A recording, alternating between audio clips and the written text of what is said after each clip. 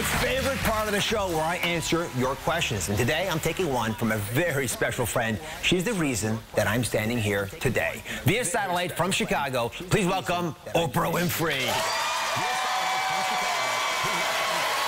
Hi, Oprah. Welcome to the Dr. Oz Show. Hello, Dr. Oz's audience. Hi, hi, hi. So I know it's a big day in Chicago. What's going on? Well, what's going on is today is our first national no phone zone day, and we want to try to put an end to people who are driving in their cars and talking on their cell phones and texting. So we're doing our show live in Chicago and also hosting rallies in cities across the country. It's a big day for everybody who actually cares about this issue. Well, thank you. Thank you for doing all that, Oprah. I know you've got a question. I suspect it's medical in some regard.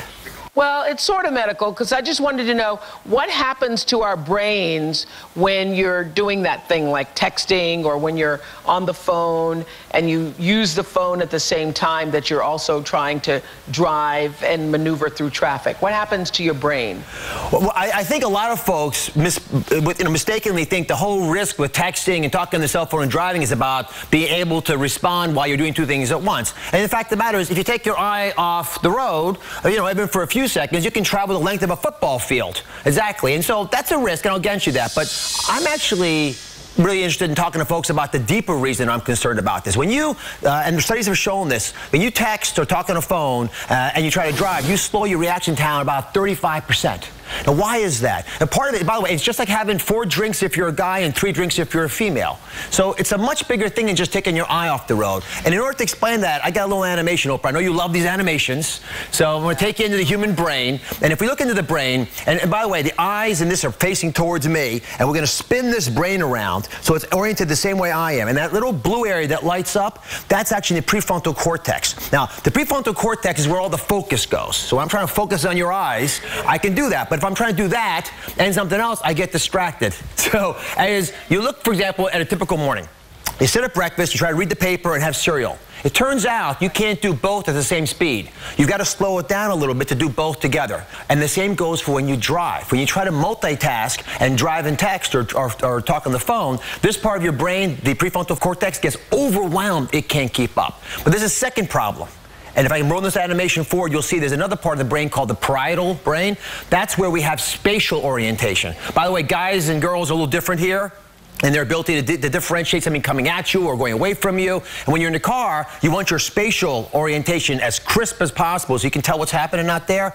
And that throws off completely your ability to deal with the spatial world around you. And that is the reason we think that the collision rate jumps about 23 times when you text and try to drive at the same time.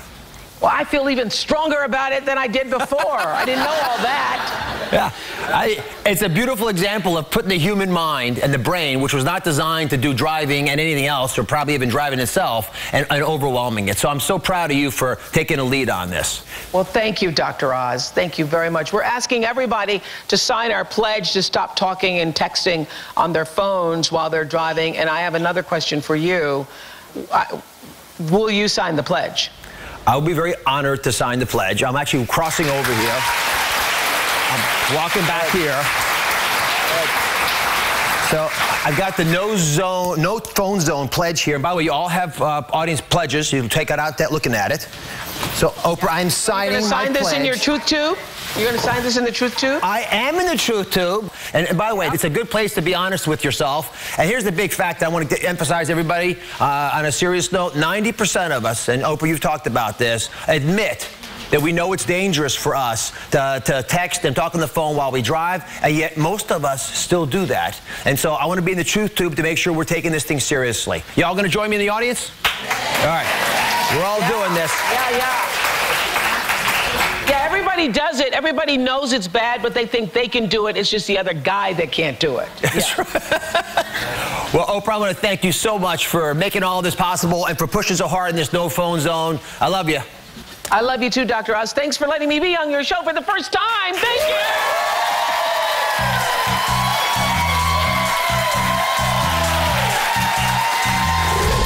Coming.